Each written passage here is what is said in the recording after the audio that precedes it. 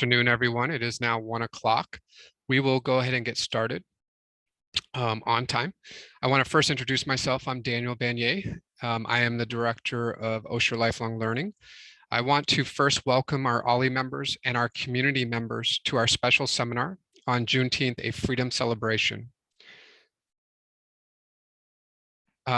We at Osher Lifelong Learning at CSUCI are committed to providing a diverse education for our Ventura, Los Angeles, and Santa Barbara communities for individuals that are 50 years and older.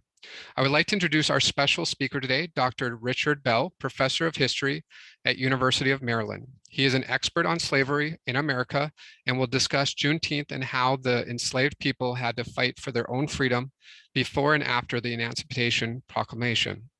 He has a Bachelor's of Arts from University of Cambridge in the United Kingdom and a PhD from Harvard University. Dr. Bell will also be teaching a summer taste course on July 15th from 10 to 12 on Zoom on the topics of Hamilton, the musical.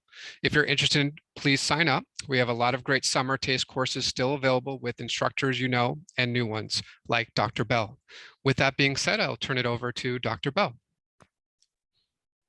All right. Thank you, Daniel. Hello to all of you out there. We have a big group of people today. It's really nice to be in front of so many individuals today to talk about this important subject. I teach at the University of Maryland on the East Coast, but I'm actually somewhere in the Midwest today. I'm still on the Eastern time zone, but I'm in Michigan today, in Ann Arbor, doing research at the University of Michigan today. But it's exciting to take an hour out of that schedule and talk to you about this very important subject. So I'm going to go ahead and share my slides. This is a British accent, by the way, in case you were wondering. And I'm going to share my screen. I think as of now, you can see my slides and hear my voice and see my face. And if there's any technical difficulties, I'm sure Daniel and his staff will be able to field them. I'm hoping that the Wi-Fi gods in this motel room will cooperate. We shall see. So I'm going to talk for about 45 minutes, and then I'm going to try and solicit some questions and comments from you. To pose a question, you can use the chat, which is fine. I'll get to those chat questions at the end, or you can raise your virtual hand, the little yellow one, and I can call on you by name, and you can unmute yourself and talk to me directly, which is always nice. Anyway, questions will be at the end. So let's get started.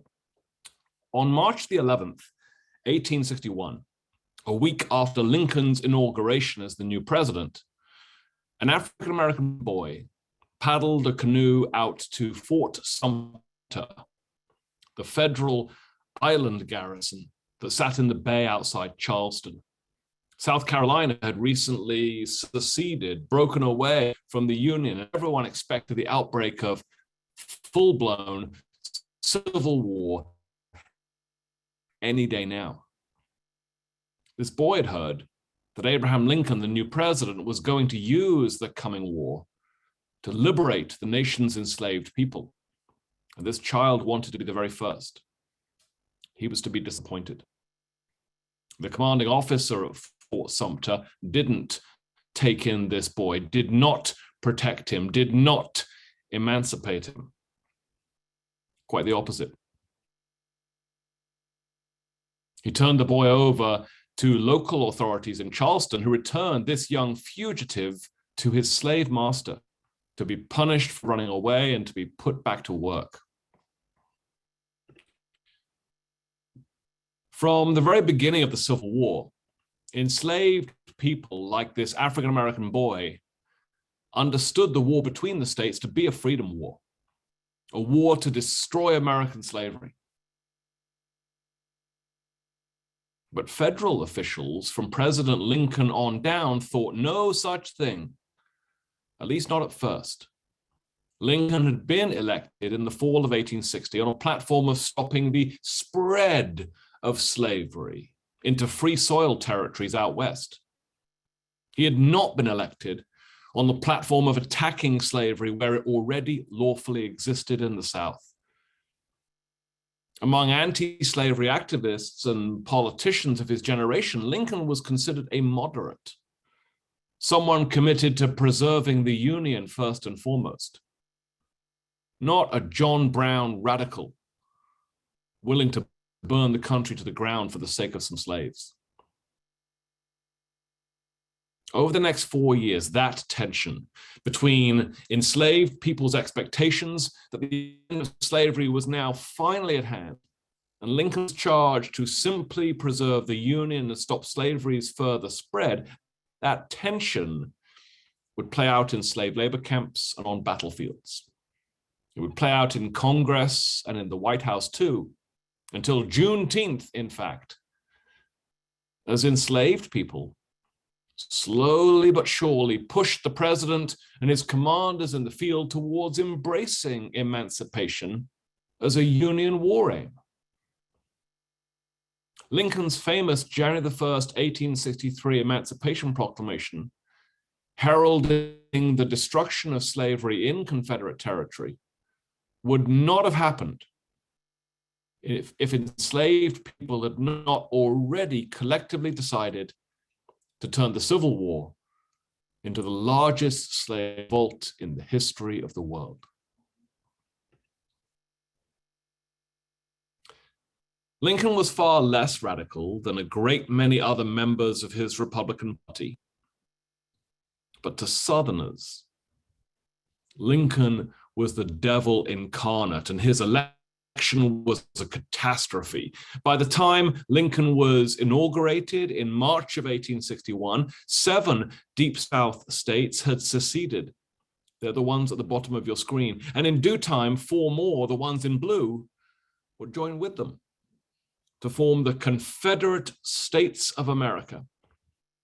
In its founding documents, this new nation denounced the damage caused to the system by generations of fugitives from Southern slavery. And they blamed activists like John Brown and Frederick Douglass for encouraging them. These newly minted Confederate leaders now formally and explicitly guaranteed in perpetuity the rights of the many slaveholders among them. In all of Lincoln's public statements and calls to arms during the first year of the war, Lincoln insisted that he had not been elected to abolish slavery nationwide, that he had no designs on Confederates enslaved captives.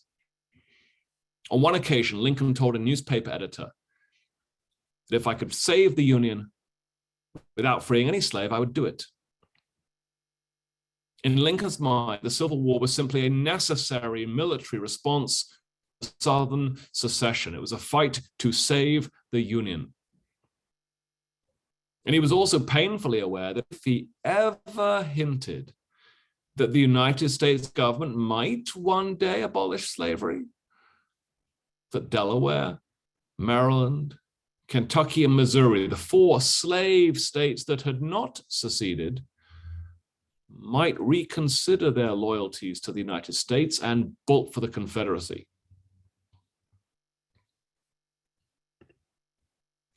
It would be enslaved people themselves who forced Lincoln and the US Army to rethink this policy of non-interference in Southern slavery.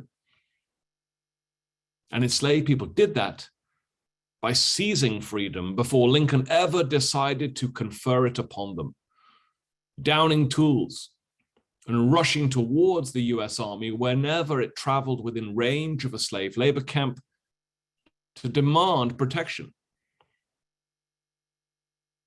At first, US Army commanders rebuffed them, issuing orders to prevent the entry of these fugitives from slavery into their army camps. But keeping them all out required those Union commanders to devote time and money and scarce manpower and force them to act as de facto slave catchers. So instead,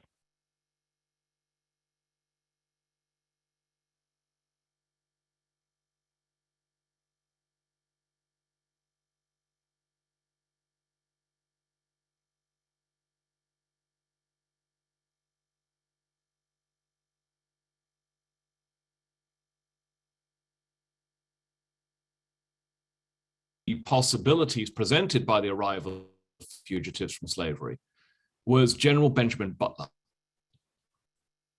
In May of 1861, Butler, who was stationed at a US base in Fort Monroe, Virginia, wrote to his superiors to make the case that these arriving Black refugees could actually advance the Union's war aims by effectively reducing the economic power of the Confederacy.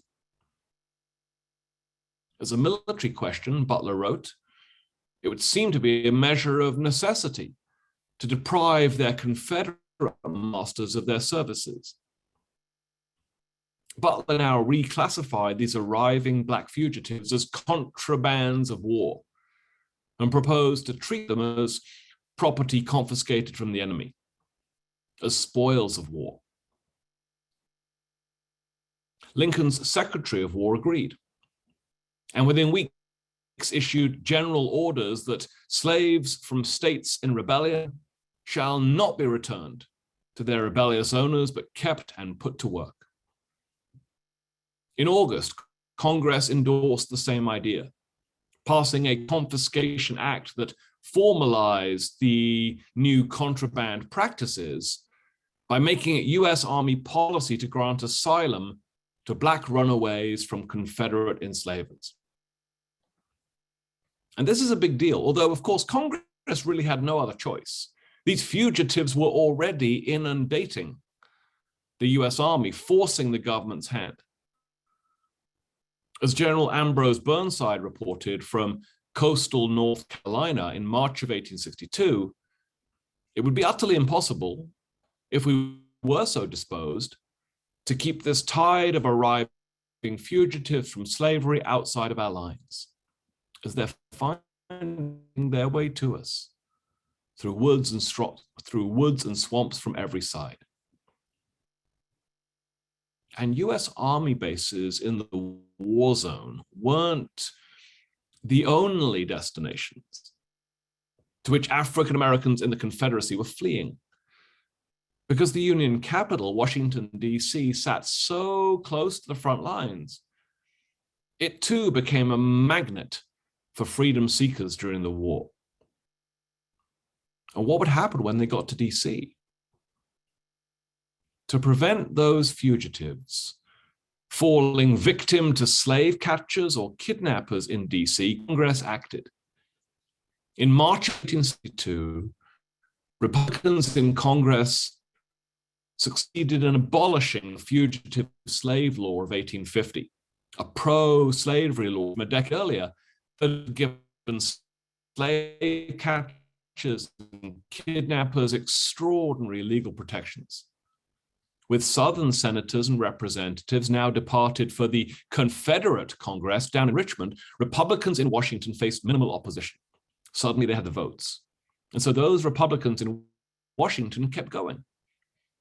Next, they enacted the immediate abolition of slavery in the District of Columbia itself, turning that single city streets into free soil for the first time in its history. 3,000 people gained their freedom overnight as a result. Sadly, however, the D.C. Emancipation Act wasn't quite as bold as you might expect. To get all this done, the law actually paid D.C.'s slave owners $300 per person to secure the liberty of these 3,000 souls. The law also appropriated $100,000 of taxpayer funds to pay for the deportation and resettlement of any among these newly freed people who might wish to start new lives in Africa or Haiti. We'd like to free you, but now we'd like you to leave.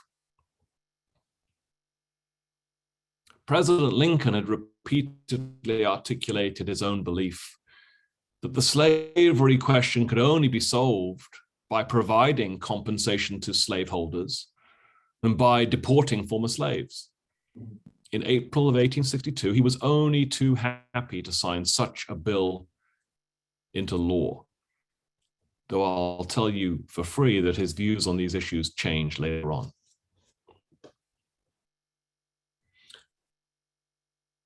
Under growing pressure from northern anti-slavery activists, congressional Republicans now sent their president a flurry of other anti-slavery bills.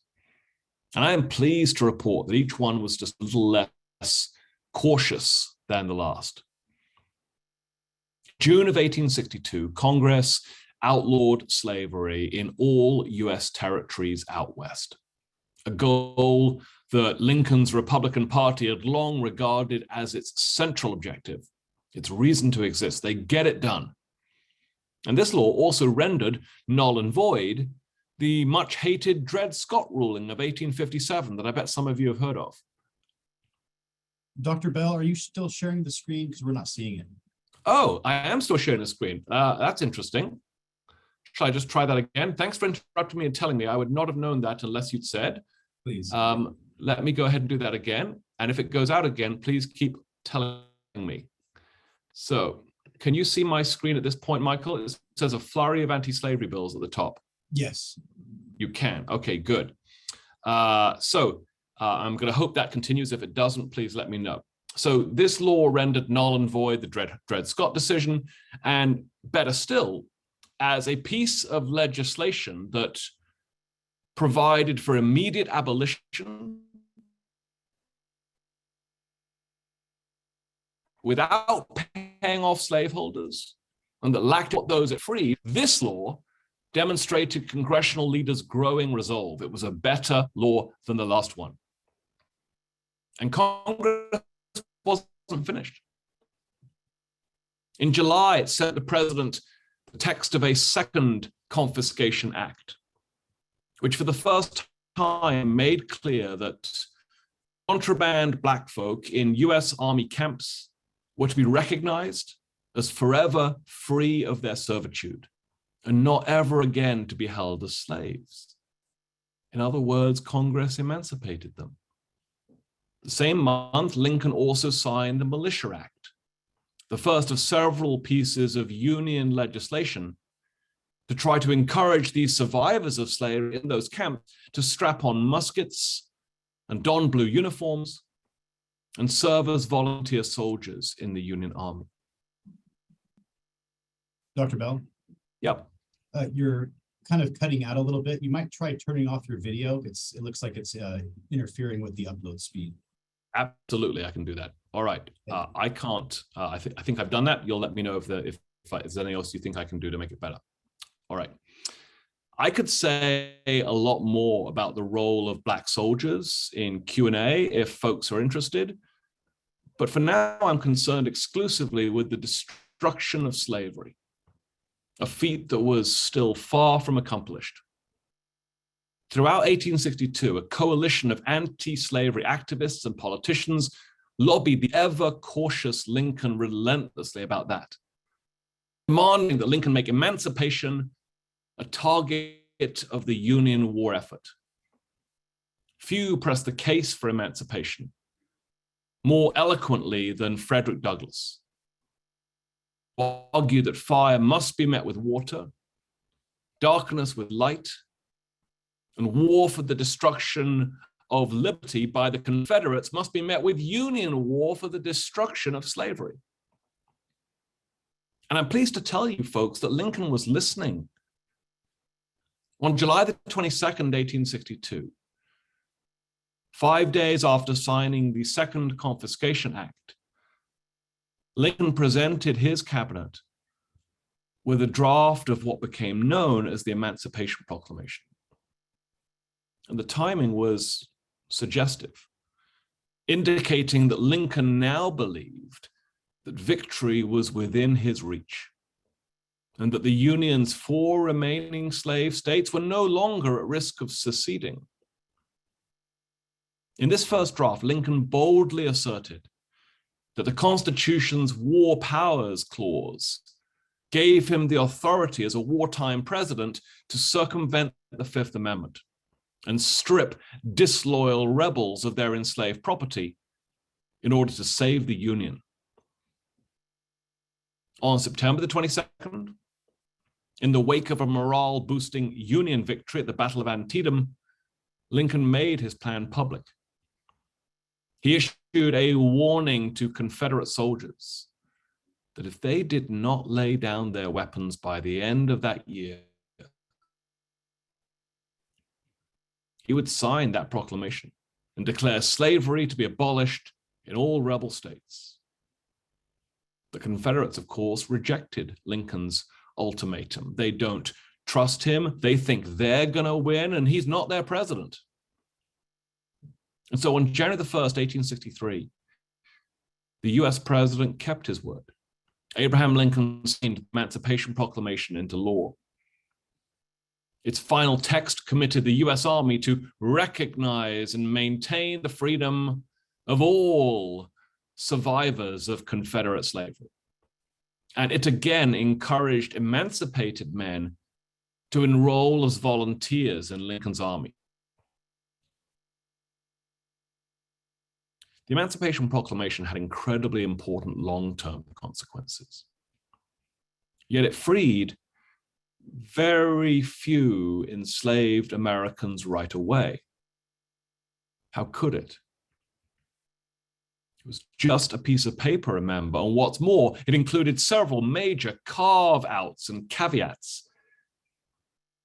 As you can see by the different colors on this map, the Emancipation Proclamation did not apply to nearly 500,000 enslaved people living in Maryland and Delaware, and Missouri and Kentucky, as they were all Union states.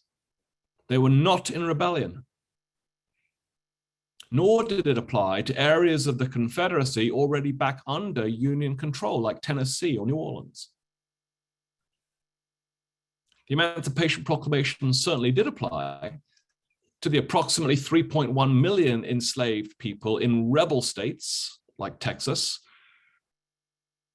but they were all still trapped behind enemy lines. It was almost as if Lincoln had all of this back to front. That's certainly what his own Secretary of State, William Seward, said at the time. Seward said, "We show our sympathy with slavery by emancipating slaves where we cannot reach them and holding them in bondage where we could set them free." Tough words from Lincoln's right-hand man. Still, notice what had just happened. Uncompensated emancipation, no payoffs for slaveholders, has finally become a Union war aim. From this point on, January the 1st, 1863, all new territory taken by the Union Army would become free soil. Every Union victory would now be a victory for emancipation. Because it was framed as a war measure, this proclamation made no mention of deporting survivors of slavery after the war. In fact, from this point forward, Lincoln kept his own support for deportation schemes mostly to himself, which is a good thing. Free Black activists were elated. They recognized the Emancipation Proclamation as the beginning of the end of slavery, not just in the Confederacy, but perhaps within Union borders too. When Virginia becomes a free state, wrote Frederick Douglass, Maryland cannot remain a slave state. Slavery must stand or fall together. If you strike it at either extreme, either on the head or at the heel, the whole thing dies. Douglass is usually right, by the way.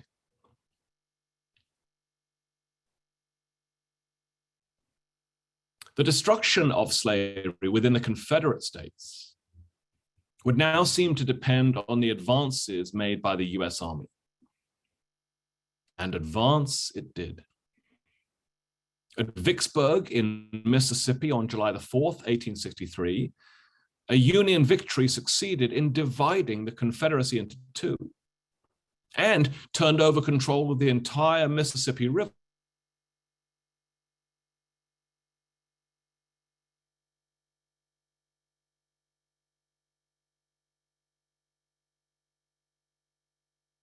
To the sea, bringing the breath of emancipation to that region of the Confederate heartland. One Mississippi enslaver later recalled that when the Union Army finally arrived there, the fetters of slavery were broken instantly, and the hoe and the plow handle dropped from the hands of the Negroes, and I ceased to be a planter forever. One by one, the dominoes fell. Soon, those US Army troops occupied Charleston. Then they captured Richmond, the Confederate capital. On April the 9th, 1865, General Lee surrendered to General Grant in a sleepy Virginia town called Appomattox Courthouse. The war was effectively over. On June 19th, 1865, the day we now commemorate as Juneteenth, Union Army Major General Gordon Granger arrived down in Galveston, accompanied by 2,000 US troops. He'd come to announce General Order Number 3, enforcing the freedom of 250,000 Black enslaved people in Texas, the most remote of the rebel states. After that date, after Juneteenth, slavery as a legal institution in the Confederate States of America was no more.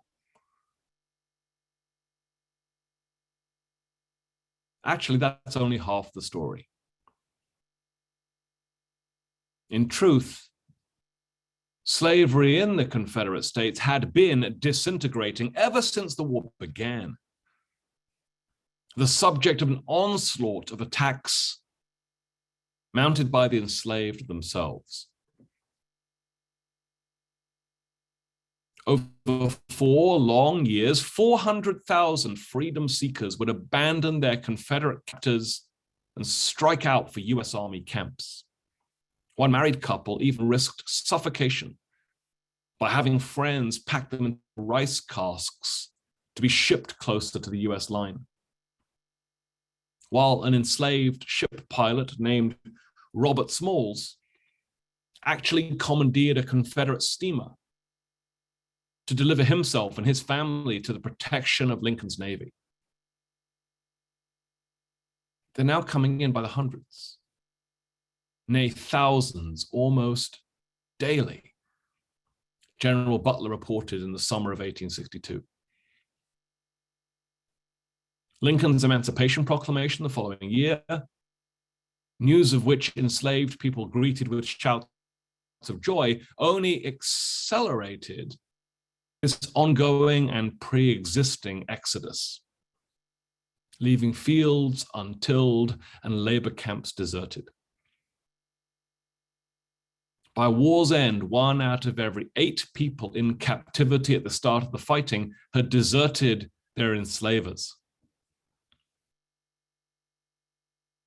Of course, for every Black man or woman who emancipated themselves by making it to Union lines, 7 more remained behind, too far from sanctuary to realistically make a run for it. But it is a mistake to think of those 3 million captive laborers as passive bystanders in this unfolding drama. On the contrary, they turned on their rebel masters at every opportunity. They helped others escape to US lines, for instance, even if they couldn't themselves. They offered their services as spies to Union agents. They also sabotaged cotton production, the key to the Confederacy's economic viability. They did that by feigning ignorance and illness, by destroying tools, by standing idle, by refusing to work, and by resisting punishment. Kate Stone, a white enslaver in Louisiana, complained in her diary in June of 1861 that my house slaves have been giving me a lot of trouble lately. They're lazy and disobedient. The excitement in the air has infected them. You bet it has, Kate. You bet it has. The longer and more chaotic this war became, the bolder enslaved people grew. On one Alabama labor camp, 3 Black men threatened their overseer with death if he dared to punish them for any further infractions. While in Mississippi, enslaved people on a labor camp there lashed their owner's adult son 500 times, and then they shot him to death. Across the state line in Louisiana, an enslaver heard 3 of his captive laborers plotting to kill every white man in the region and then march up the river to meet Mr. Lincoln. Notice how those enslaved men see themselves as soldiers on the march, part of the larger war effort.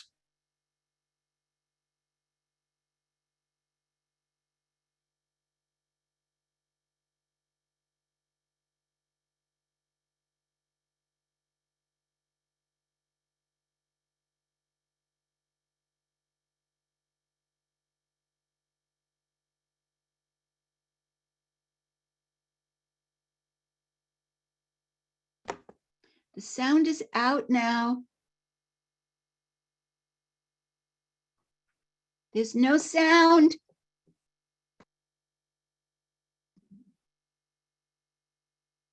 Dr. Bell, are you still with us?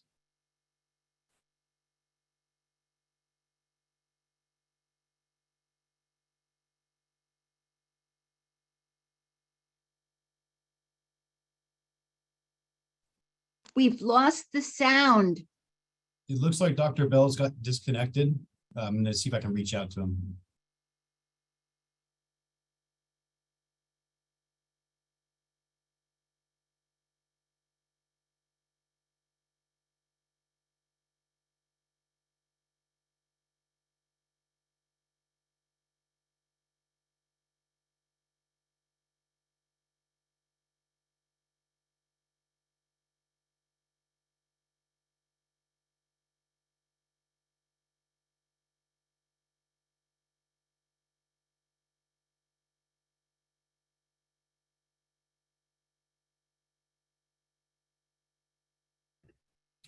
Folks, I'm back. I apologize for the rampant technical difficulties today. I believe you can hear me. Is that about right, Michael?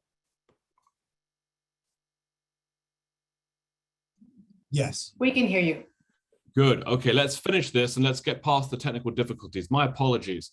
I will just throw up my slides again. I've got a couple more minutes to go and then we can engage in some Q&A. So let me just get the right slides up here. Michael, you might need to, oh, you've already done it. Thank you very much.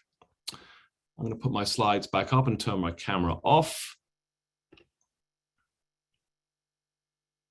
So I was just talking about how no enslaver was safe, not even Jeff Davis. Enslaved people revolted on a forced labor camp he owned, and they destroyed his mansion as well as his cotton crops before declaring themselves free. And my point here is a simple one. My point here is that this all adds up.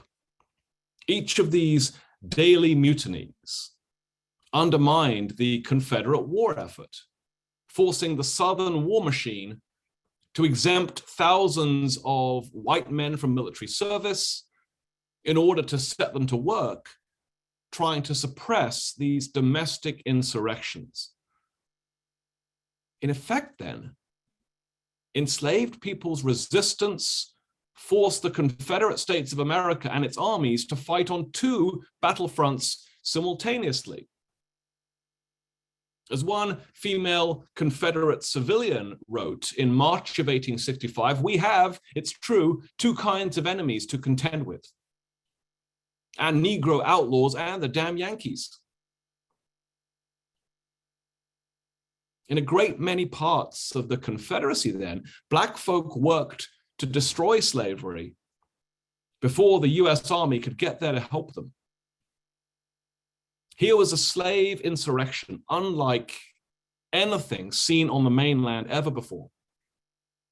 The first successful revolt to destroy race slavery since the fires of the Haitian Revolution burned in the Caribbean back in the 1790s.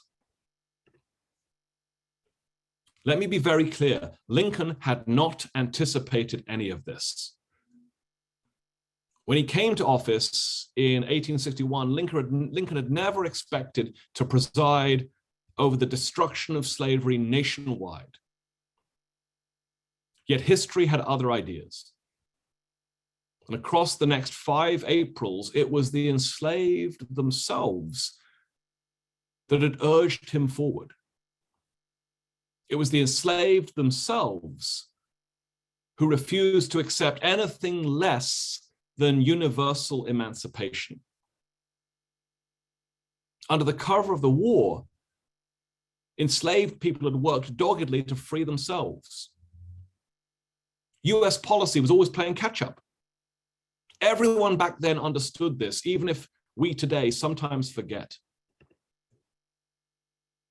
A Union general, John Logan, speaking to recruits in the fall of '62, said exactly this. Logan said, the Negroes are getting free pretty fast. It's not done by the army, but they're freeing themselves.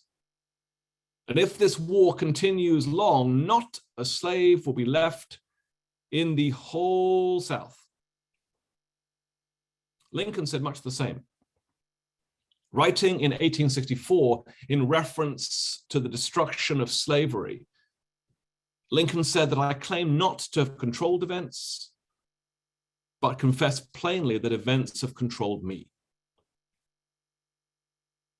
So perhaps, folks, it's time to rethink the still commonly held view that the scratch of Lincoln's pen on the Emancipation Proclamation was the signal event in this nation's struggle with slavery. It certainly mattered, but it's not the full story. On the contrary, slavery in the Confederacy was already dying on the ground, and it died 1,000 deaths. This important transformation would be commemorated by General Granger's order out there in Texas on June the 19th, 1865. And then 6 months later, it would be formalized throughout the United States by the ratification of the 13th Amendment to the Constitution in December of 1865. I think, given our technical difficulties, I'm going to stop right there. On this last slide, which I'm not going to leave up for very long, so take a picture if you'd like to, you can see a couple of things. On the right, you can see a shameless plug for my recent book called Stolen, which has nothing to do with Juneteenth, but I wrote it, I'm proud of it, and I never hesitate to mention it. You can find it in your local library or your local independent bookstore. If you'd like a signed copy, send me an email. I'll be happy to sell you one. More importantly, perhaps, for today's business, are the two books you can see listed in the top left of this final slide. Again, take a camera pic if you want to get their titles down. They're both about the subjects I've been raising today. The arguments I've been making today may not be familiar to all of you, but they're very familiar to professional historians. They're not remotely controversial among professional historians. And you can find those arguments fleshed out in a lot more detail than I had time to do over 35 minutes in the two books you see here. One is called This Fiery Trial, Abraham Lincoln and American Slavery. It's written by Eric Foner, who I would argue is the nation's best historian. Eric Foner, This Fiery Trial. And if you want an even more in-your-face take on the role of enslaved people bringing slavery to an end in the Confederacy, then the second book will satisfy that. It's David Williams's book, I Freed Myself, African-American Self-Emancipation in the Civil War era. So 5 more seconds to take a camera pic. Otherwise, send me an email. I'll be happy to provide these citations to you privately. So I'm going to take down my slides now, and I'm going to make the bold decision to turn my camera back on. And we're going to pray to the Zoom gods that you can see me and still hear me. I want to begin our Q&A by apologizing for the technical difficulties. I'm in a motel in Ann Arbor. Sometimes these things happen. You pray that they don't, but there's not much you can do when it does happen. So thank you for bearing with me. Who would like to ask a question? As a reminder, you can put a comment or a question either in the chat, which, because I just logged back in, is currently blank. There's nothing in it as far as I can tell. I know that's not true, but I can't see anything in there right now because I just joined. But if you'd like to do what I'm about to do, you can raise your virtual hand. You see a little yellow hand go up? I found that under my reactions tab at the bottom of my screen. And that attracts my attention to you.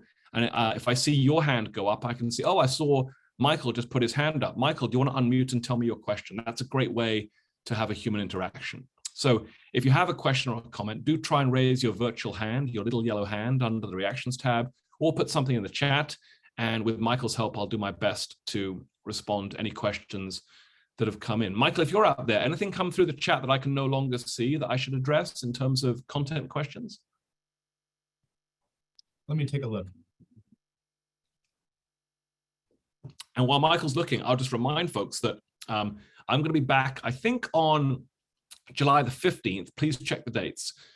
From my home office, so we won't have to deal with these technical problems, leading a 2-hour class about Hamilton, the musical, what it gets right about American history, what it gets wrong about American history, and why any of us should care.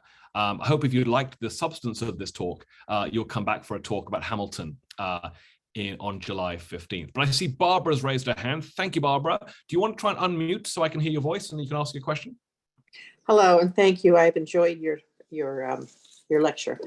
Can you tell me about, the effect that Lincoln's assassination had on the end of slavery? Yeah, so I don't have the date of Lincoln's assassination for you. I'm gonna have to look it up right now. Death of Lincoln, let's get a date here.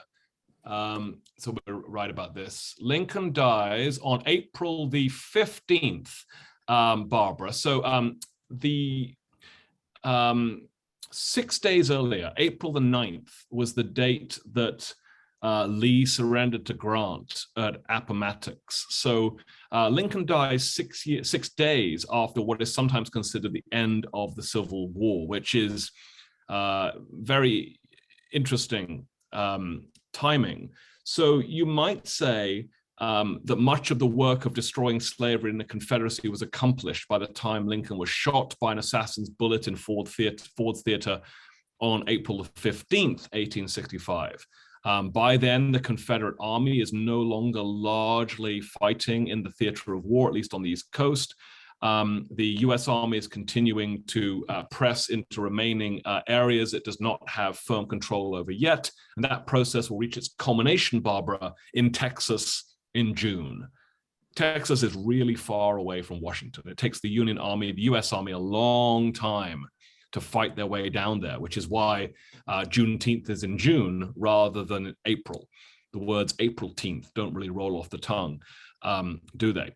So Lincoln's assassination does not pause or stop any of the important processes that we're talking about today, but it is the biggest of gut punches to Union morale. They should be celebrating in the streets.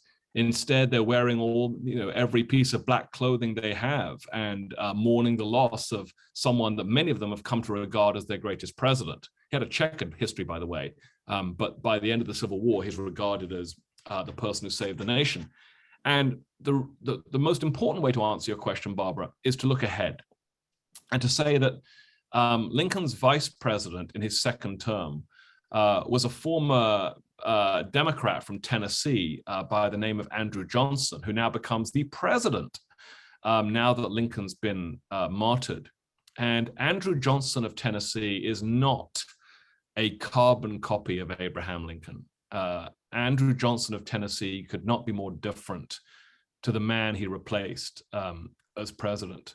Andrew Johnson would be the one charged as president with shepherding the next stage of the freedom struggle, getting all those survivors of slavery into positions where they can enjoy and experience equal rights as freed people.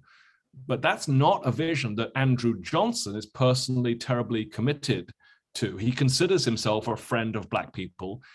He sometimes describes himself as like a Black Moses, a Moses to Black people, even though he's white, which is obviously very condescending language, as you can imagine. But when the process of Reconstruction begins, Andrew Johnson spends far more time throwing up obstacles to Black civil rights and political equality than he does in enabling Black civil rights and equality. And that will put him at odds with Republicans in Congress. It will put him at odds with survivors of slavery, all 4 million of them. So the next 12 years, Barbara, will be some of the most conflict-riven years in American history. Even though the war is over, as of April 1865, Lincoln's death brings on one of the greatest political fights in American history, pitting the new president, Andrew Johnson, against Republicans in Congress and against 4 million survivors of slavery to see whether or not the United States will deliver on the promise of destroying slavery and making Black men full citizens. So that's the story of Reconstruction. And I would argue that Reconstruction is fundamentally a tragedy. I can say more if you're interested, but I'll go to Sherry next. Hi, Sherry, can you unmute so I can hear your voice? One more time, there you go. Okay, can you hear me? Yes, I can hear you, yep. I'm a retired teacher and I taught Lincoln Freed the Slaves as the books, as I was taught and as my textbooks said. Yep. How long do you think it will take before that gets corrected in the textbooks? You tell me. I don't know. I mean, I don't know if you saw different textbooks come and go. Did you see different textbooks come and go? How long were you a teacher for? Did you notice changes? 40 years. Yes, I saw different books come and go, but they essentially said the same thing about the Civil War. So that's interesting, isn't it? Yeah, so let's both agree that textbooks do come and go, right? A textbook being used 40 years ago, I hope, is no longer being used. A textbook written today, I hope, will no longer be used 40 years from now. Historians' interpretations of the past, what we make of the surviving evidence and the questions we ask of it are constantly changing. History is not written in stone. It's for every generation to interpret the past in the way they see fit. So Sherry's pointing out something really interesting here, which is the gap between what professional historians like Eric Foner work on and write and publish, and what school kids are taught in the textbooks. There's always a delay. I've seen studies which say the delay can be anywhere from 10 to 15 years, that historians will advance a well-evidenced new interpretation of the past. Remember, Eric Foner's book was in 2011, and it was based on, I think, 15 years of other people's research before that. And yet textbook authors, who are usually a team of professional historians working on a project that takes 5 or 6 years, may be reticent to adopt the very latest interpretations, or they may simply be engaged in a process that takes years and years for it to culminate in a new textbook hitting K-12 shelves. And I'll also say, by the way, that textbooks aimed at college kids usually adapt to new interpretations slightly faster than textbook aimed at K-12 kids. There's a sort of an inbuilt sort of cultural conservatism built into how and when we change interpretations of history offered up to the youngest kids. We want to make sure we're watertight and rock solid in our facts before we change textbooks. So I'm hopeful, Sherry, that in the next few years, you will see a new wave of textbooks which offer a more complicated picture, which says, yeah, Lincoln's super important. The Emancipation Proclamation is super important. What the US Army does in every Confederate state, including Texas, is super important, but it's not the whole story. How can a piece of paper signed in Washington bring an end to several centuries of human bondage? It can't on its own. It takes an army, it takes a government, and it takes millions of enslaved people taking matters into their own hands. It's obvious when you say it out loud, and hopefully our school kids will be presented with a much more fulsome picture in due time. And you guys may also know that there's also partisanship to be aware of. It's a simple and sad fact that textbooks in California are different to textbooks in Texas. The New York Times did a big study of this about 2 years ago. You can Google it. Google New York Times, California, Texas textbooks, and you'll find it, which showed that, Texas textbooks are slower to change. Texas textbooks are narrower in focus. They're more likely to put great men up on pedestals. They're less likely to take the experiences of enslaved people, Native peoples, Chicana peoples, trade unions, etc., seriously. So there's always that additional layer of complication and political obstruction. But I do believe that things are changing and will continue to change long after I'm dead and gone.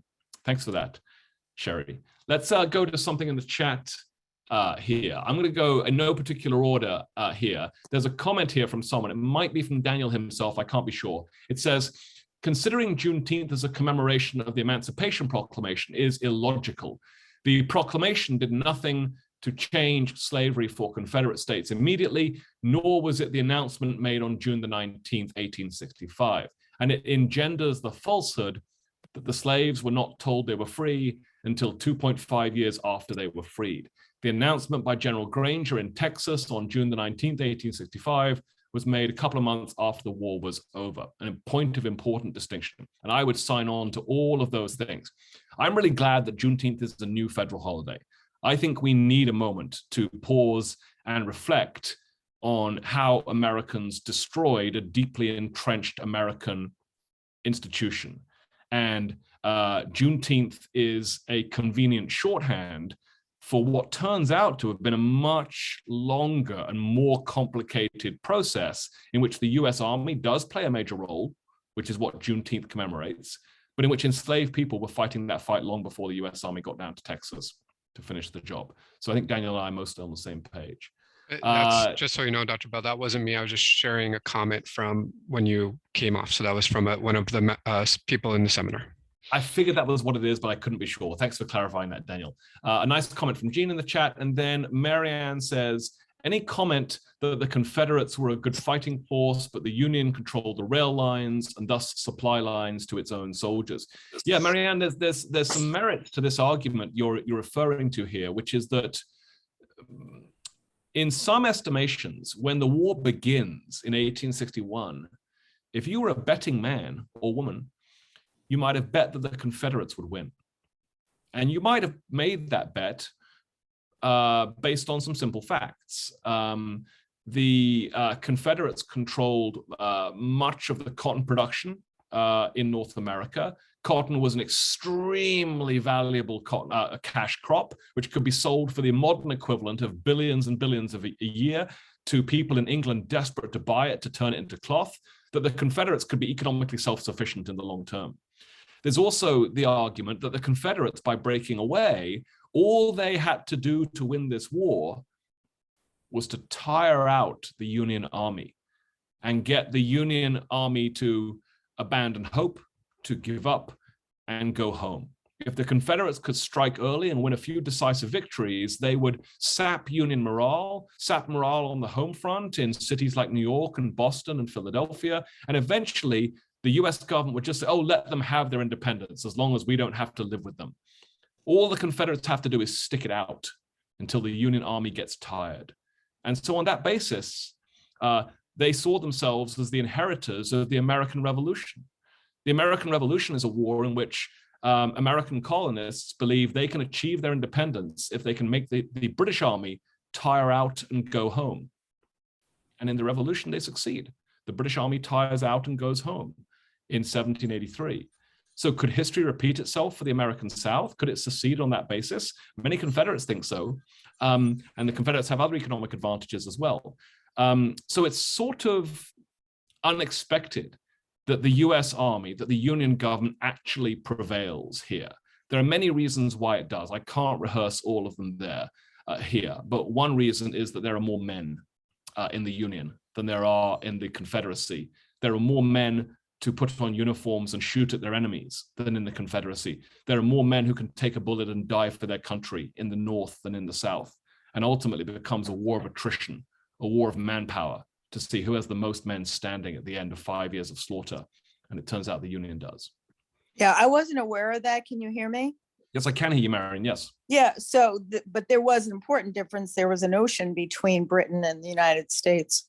Yeah, that's right. This is not a direct comparison, right? But you can see, actually, one of the things you learn when you read Civil War soldiers' letters, Marion, is that Confederates see themselves like the patriots in the Revolution, even though it's an inapt comparison, as you point out. And Union soldiers also see themselves as the inheritors of the American Revolution because they built this union and now they're fighting to protect the union created in the independence movement, right? And therefore the rebels are just traitors. So both seize on the American Revolution as a source of righteousness. All right, we only have a few minutes left. I'm going to try and go to Donna, then to Lorraine. Donna, can you unmute so I can hear your voice? There you go. Hi, Rick. How are you today? A great presentation, by the way. Thank you. Could you talk about the Black soldier units in the Union Army and the transition to Buffalo soldier units? Yeah, I can't honestly say much about Buffalo Soldier units, except to say to people that don't know, that Buffalo Soldier units are units of Black soldiers after the Civil War, many of whom see action in the West in what are sometimes called Indian wars, fighting on the frontier of the United States to expand US territory, to dispossess and expel Native Americans from their ancestral land. It's not pretty, but Black soldiers are fighting alongside white soldiers, both veterans of the Civil War, in those conflicts in places, like Wyoming, Montana, Minnesota, etc. And I'll just say quickly, Donna, that the number of Black veterans who've seen military service in the Union ranks by the end of the war is pretty considerable. We know of about 179,000 Black men who served in the Union Army by the end of the war. Of those 179,000, about a third actually die, fall either in battle or due to disease in service of the Union war aims by the end. And so they don't disappear from the ranks of the US Army. Many of them see a second act as Buffalo soldiers fighting out West afterwards. That's about all I want to say right now, in case I say something incorrect, which I don't want to do. Who's that? Lorraine, can you unmute and we can talk? Yes, thank you very much for your presentation. And you just touched on something I wanted to bring up, which is the, and it persists today, I think, the antipathy between Native Americans and Black people. And although there was a lot of apparent intermarriage at some point in time, any of the Black people who tried to get recognition for their Indian blood have had a really, really difficult time. And during the run up to Juneteenth this year, so many wonderful stories have been coming out from various places like NPR and the newspapers. I have just learned that there was slavery in Massachusetts, which is something I didn't know. I did know there was slavery in New York, which is my hometown.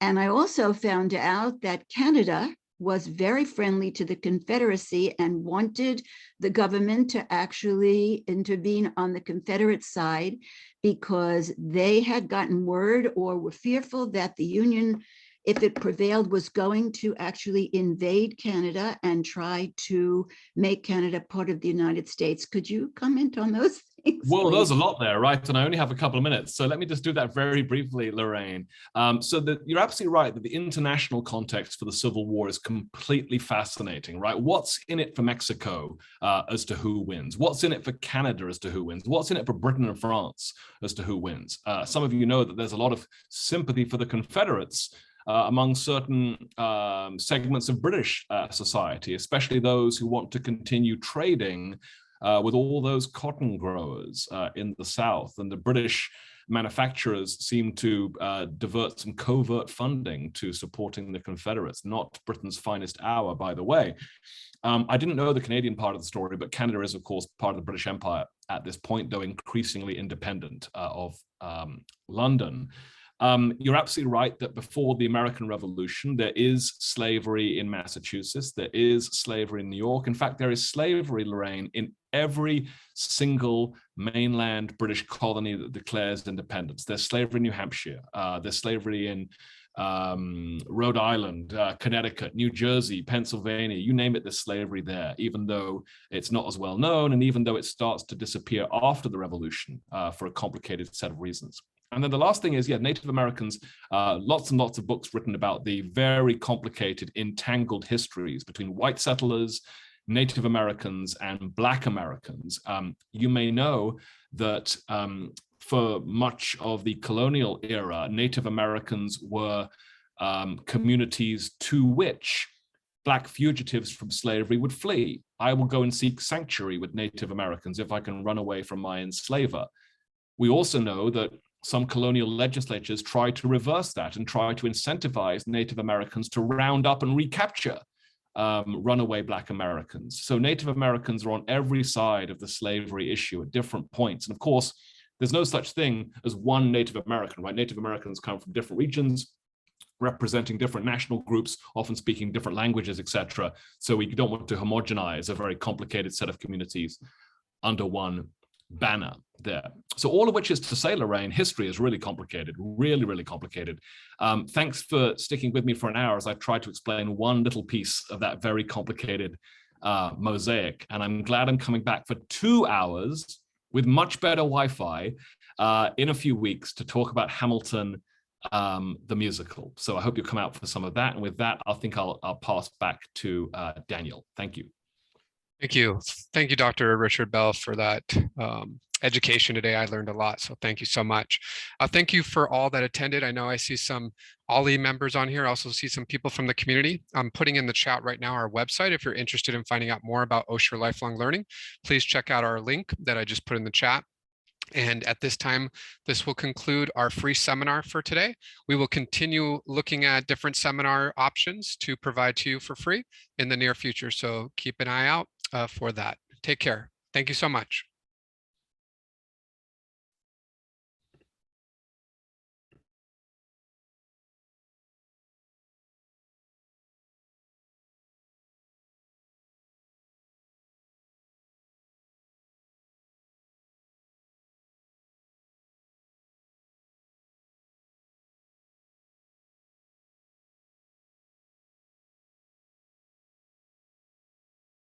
Thank you, Dr. Bell. Look forward to hearing about your next presentation on Hamilton. Have a great day. Cheers, Daniel. Take care. Bye. Take care. Bye-bye.